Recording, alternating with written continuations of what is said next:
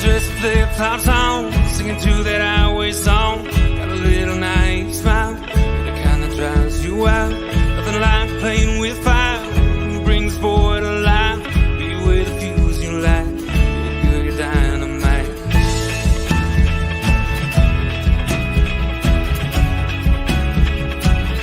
You made my day when you walked and sat down beside me, whispered with your eyes, let's go.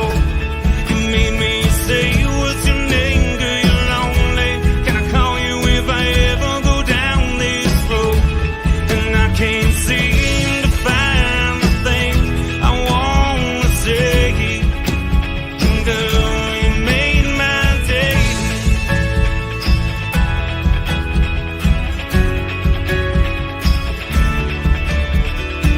Back on nowhere to go, crank up the radio. No talking all night long, I'm writing you a song. You got the pedal down, can't help but laugh out loud. Two kids ain't going nowhere, it's fast without a care.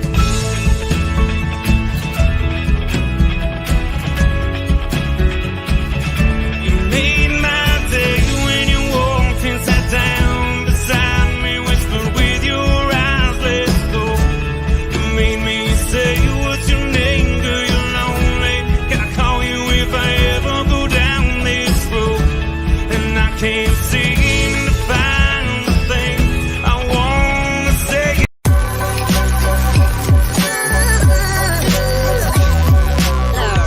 The following is a presentation of the Belly Up Sports Media Network.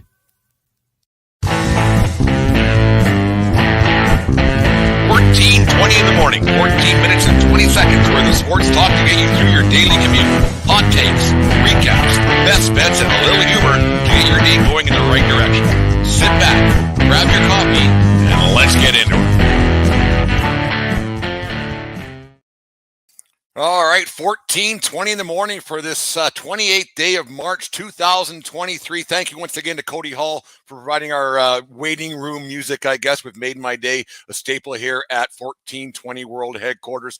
Thank you for making us a part of your day each and every, I shouldn't say each and every day, but most days of the week we get going here. A little later start this morning. I had to wait for some news to come across or not come across before we started talking about this, as always, controversial subject that's coming up no matter what with Hockey Canada and throughout the hockey world. Seems to happen a lot. Yesterday, I went for a pre-show beer over at Brown Social House. A cheap shout out there to Brown Social House over on the west side here in Lethbridge, Alberta. And Rick Westhead came on the television. And every time Rick Westhead comes on, you're thinking, oh, God, now what? What did some meathead hockey player do now? Or what did some meathead hockey organization do now? Or whatever it may be. But all it basically was saying, not all it was saying, I don't want to downplay the whole situation, but Rick Westhead was reporting that Hockey Canada made the decision yesterday that all the members of the 2018 World Junior team were ineligible to play in any Hockey Canada events for the foreseeable future. Not a very good look for Hockey Canada. As everybody knows, there was a situation that happened in London, Ontario. I think it was in 2018 or 19, a celebration of that team that won the World Junior Gold. 8 players are basically implicated in this situation where there was a sexual assault involving one girl, 8 players, and on it goes. I'm not downplaying this or anything, but it seems like it kind of just went away, quote unquote, that it's just maybe Hockey Canada, nothing was going on. They made some changes with the board. They made some changes with their leadership group and everything else, but it kind of went away. And then the NHL was supposed to also have an investigation, and that one kind of went away too. And nothing has really happened at all with this whole thing. It's kind of the girl has been, her name is out there and everything else. It's kind of gone on. There was some money that went to the girl and everything, but we won't get into all that stuff because that's been beaten to death.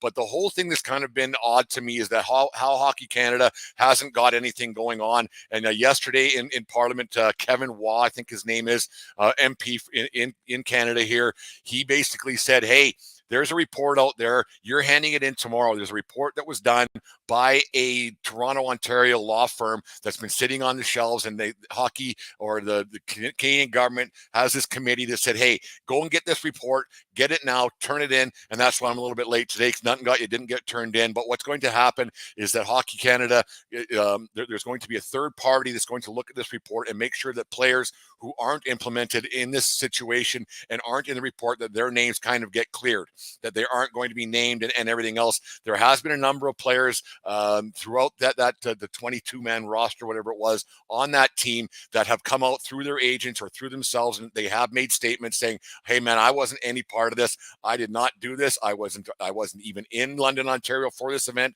I was not at the golf course. I was not. There's a number of players who came out and said this.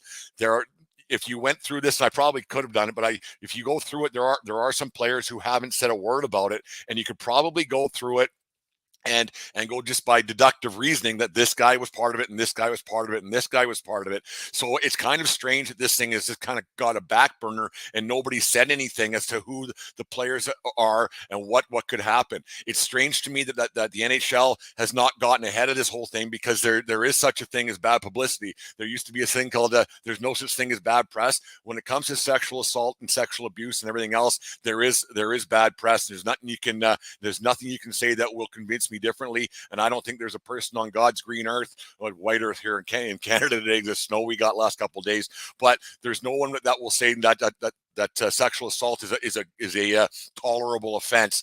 So it's strange that Hockey Canada, the National Hockey League, and the London Police Force, actually, they really haven't done a whole bunch, because there's only 20-some guys that you need to talk to and interview. It could be a pretty easy thing to do, and that, like I said, you get down to 22 guys or whatever it was, and then there were players like Cale Makar who said he was not part of the situation, and on and on and on, and just process of elimination, where you'd be able to figure out who these 8 guys are who might have been involved in this situation. To what degree, who knows? None of my business at this moment, obviously, but you wonder why that Hockey Canada has let this thing drag on for so long. And then how come that they made a decision yesterday to say, okay, maybe for what we're going to do, I think I have a couple reasons why they may have done this yesterday, that why they said, okay, any players who are playing for that team, 2018 World Junior team, you're not allowed to play for any World Championship teams. You're not allowed to don the maple leaf for a certain period of time till this investigation is over and done with. This thing should have been taken care of a long time ago. As soon as that payment was made out, did they try to sweep it under the rug? Probably. In fact, I guarantee that's what they tried to do. But basically what you got here is Team Canada saying, okay, we're going to silence the critics a little bit. So we don't need some kid, or they're not kids anymore. They weren't really even kids back then. You got some player who might don the jersey next month at the World Championships that will get implicated in this thing. It'll be a really bad look for Hockey Canada and for the National Hockey League and for the Players Association and on and on and on to be involved in this whole thing, and then say that their name is on this document that said that guy is one of the guilty ones. Well, not guilty, but one of the ones that might be going to court for this situation and might be getting his fingerprints done for this situation. And you wonder why it's taken this long, because these guys could have played in certain situations. They could have been playing for teams that might be making the playoffs. You think the hockey world would probably want to get this thing looked after a little bit, to say, okay, this guy has been playing for our team for this long. COVID kind of gave them a little bit of a reprieve. They could kind of hide a little bit. It's been 2 years since this thing first came out, and for this thing to be swept under the rug for so long and just maybe hoping it would go away. Well, it hasn't, because you had this MP. He was stating yesterday, why is this taking so long? Is Hockey Canada hiding something? We have a trust issue with Hockey Canada, and on it goes. So you wonder why Hockey Canada wouldn't try to get this thing, get ahead of the game, look like the good guy in the situation, the new leadership group, the new board of directors, whatever you want to call them, why they wouldn't have made this their first order of business and say, okay, here's what we got. If there is some document that's sitting on a shelf in a Toronto law firm, why wasn't this made not public, but why wasn't this taken care of quite some time ago? It's a mystery to me that hockey wouldn't want to get this thing done, because it was the biggest scandal, and multiple different stories going around about what happened and why the payments were made and everything else. You would think that the new leadership group would say, okay, here's what we got. We're taking care of this. It's not happening under our watch anymore. Part 2 of this thing, do you think that maybe Hockey Canada wants the players to come out and say, okay, it wasn't me, and they're maybe strong-arming these guys to say, I'm not part of this, I'm not implicated in this, I don't want any part of it, and maybe say something that, okay, or maybe get the agents together, because agents have a lot of power in this situation. Is it a situation now that you have Hockey Canada and these players getting strong-armed by Hockey Canada saying, can you guys say something, please? Because there's an old Julia Roberts line from back Flatliners, I think it was. Yeah, Flatliners with Kiefer Sutherland. Withholding the truth is the same as lying. And there's been a lot of truth being withheld from the situation. And you would think that hopefully some players will actually come out in front of this and step forward and say, listen, it wasn't me. I 100% hear it, and come in front of the camera and say it. Don't hide. Don't hide behind your agent. Come out and say it wasn't me. If you guys can go out and make millions of dollars and be tough guys on the ice, do it off the ice and say, okay, I didn't do this. I didn't do this, and let the court of public opinion take care of it and say, well, it must have been that guy. It must have been that guy. Because once the chips start falling, you're going to see a lot of more chips fall, and it'll get to the bottom of it. And the people who are responsible for keeping this hush hush and for trying to keep this silent and for trying to keep this swept under the rug for as long as they have, they will be forced to come out and say something as well. And I think that's the only way that this is going to take care of this whole situation and make sure that this doesn't happen again. Like, you look at the situation that happened with the Moose Jaw Warriors. They had I think 3 or 4 players. I shouldn't. Yeah, it was 3 guys, I believe. It doesn't much matter, but they were suspended for most of the second half of the season. Then they got suspended for the playoffs that they're upcoming. Coaches were suspended. I think the team got fined $25,000 for a situation that the Edmonton Police Force said wasn't a criminal investigation anymore, but they still got fined the $25,000. These players lost a year of their eligibility, and who knows what happened with the girl and everything else that's going on, because this happens in hockey far too often.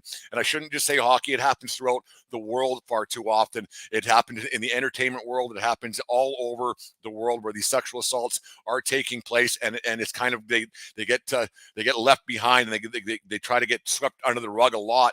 And so something must have obviously happened that wasn't right for these Moose Jaw Warrior players and these Moose Jaw Warriors coaches to be suspended as long as they could. $25,000 for these junior hockey teams is nothing to sneeze at. So something went sideways. Everybody knows who these players were because they haven't played all season long. So that's something that was a good thing, that WHL has their code of conduct rules and said, no, you're not playing. Maybe it's time for the National Hockey League to adopt this thing, because everybody from Hockey Canada knows who's involved in this situation. Everybody knows what players were involved in it. I don't think it would be too hard to get down to the nitty-gritty of this thing. There's 20 guys on that team, or 22 guys on this team. And like I said earlier, you can whittle it down pretty quick about who was involved in this situation, because there's already been 3 or 4 players that I wasn't, I was not, right? And so now you have players like Carter Hart, who might have been going to a Team Canada thing because the Flyers are well out of the playoffs. He might have been going to play for Team Canada at the World Championships, but now he's like, well, I can't go. I can't go now. And it's the right move by Hockey Canada to maybe get these guys to talk a little bit, to say something, and to get things going and get this thing over with. Yes, the girl will be scarred for life and everything else, but she'll be able to put this behind her and get it taken care of, and everybody can start moving forward, because that's the only way you can do this, to try to get rid of this stigma, is to try to move forward. It's an insane situation that happens throughout the hockey world, throughout the entertainment world, throughout all facets of life, and it's crazy that is still happening to this day. And the one that happened with the Moose Jaw Warriors, with that girl in Edmonton, it's crazy that this happens and everything else. And it's just you wonder when it's going to stop. And the Canadian government getting ahead of the situation yesterday, saying, hey, that's enough. Let's get this talked about. Let's get this over with, because we really, really need to start moving forward with this and figure out what the hell the problem is, and get to the bottom and the root of this situation that you do have with the entire hockey world and the like, because it just seems to be happening far too often. And you hear about this thing. It's time for the law enforcement, the London police, why they don't have this thing taken care of, why the Hockey Canada doesn't have this thing taken care of, and why it had to get to a situation yesterday where this Kevin Waugh, this MP, he looks like the bad guy in some people's eyes. Why it took him yesterday to reopen this situation and say, hey, let's get this taken care of and let's do something about this, because it's very important for people to get ahead of this situation and say, okay, this is it. This is what we're doing. And it's got to get taken care of, because if it was, I would guarantee it to a man, if it was their daughter or their sister or their wife this happened to, they'd want people to get to the bottom of this situation, and heads would roll. So why it isn't happening on the hockey world, which has a bad stigma throughout Canada, and it's probably other sports in the United States as well, why this hasn't been taken care of and put behind us so we can start looking forward. Why it took an MP yesterday to say something. If there's something sitting on a shelf somewhere in Toronto that just went, let's not talk about it, it's a touchy subject, we need to protect our players. No, you don't. You need to protect girls around the world, and it's crazy that this hasn't been taken care of. Anyways, there's my rant for the day. Anyways, make sure you guys follow us on YouTube and Twitter and Instagram and everything else. Let's see, what do we got today? On this day in 1975, the Washington Capitals win their first road game of the season after 37 straight losses on the road with a 5-3 win over the California Golden Seals. The Capitals finished their inaugural season in the National Hockey League with a record of 8 wins, 67 losses, and 5 ties. Good for 21 points in their first season in the National Hockey League. This is the only clip that I could find of the Washington Capitals from the 1975 season. Guy Lafleur probably got 3 or 4 goals this night with the Montreal Canadiens against the Washington Capitals that night. That'd be maybe a rough season, 8 wins in a year and only 1 road win all season long. That'd be a tough go over. There's no getting around that. I can't imagine going through a season like that, but it's actually happened to me before. But whatever, we won't talk about that a whole bunch. And happy birthday to who do we got today? Keith Tkachuk, born on this day in 1972 in Melrose, Massachusetts. Tkachuk played for 18 National Hockey League seasons with stops in Winnipeg, Phoenix, St. Louis, and Atlanta, where he amassed 538 goals, 527 assists for 1,035 points, 2,219 penalty minutes, was taken 19th overall in the 1990 NHL entry draft. 1 pick ahead of some goaltender by the name of Martin Brodeur. You wonder if they would have changed those picks all these years later, although they had a really good goaltender in Winnipeg back then who moved on to Phoenix in Nikolai Khabibulin, the Bulin Wall. If you guys recall him, he was a hell of a hockey player, a hell of a goaltender. But happy birthday to the father of Matthew Tkachuk, who I'm not a big fan of. But I'm a big fan of Brady Tkachuk, who they battled out last night. Thank you very much for listening to the show today, for following us wherever you guys get your podcast. Make sure you tune into our show later on today that we put out, that me and Dave recorded last night. I'm on a baseball show for the Belly Up Network. Thank you to Belly Up for having me, doing a baseball show tonight, and everything else. We got who we got tomorrow night. We got Level the Playing Field, Dave and Aaron from Brutally Honest Sports. We're going to talk a little bit of American League East tomorrow night, so that'll be a lot of fun to catch up with those guys. Always a fun conversation with those guys to have that. Remember to support our sponsors. Today's hockey, I don't know if I said at the beginning of the show, I got to try to get into these things, but Barn Burner Hockey and barnburnerhockey.ca. Use promo code 1420BARN for 10% off their all-natural hockey products and apparel at barnburnerhockey.ca. We'll get that one in there. Hockey Canada, do the right thing. Get this taken care of. And everybody, do remember, subscribe to our YouTube channel like the little guy says right there. And remember, as always, it doesn't matter where you are.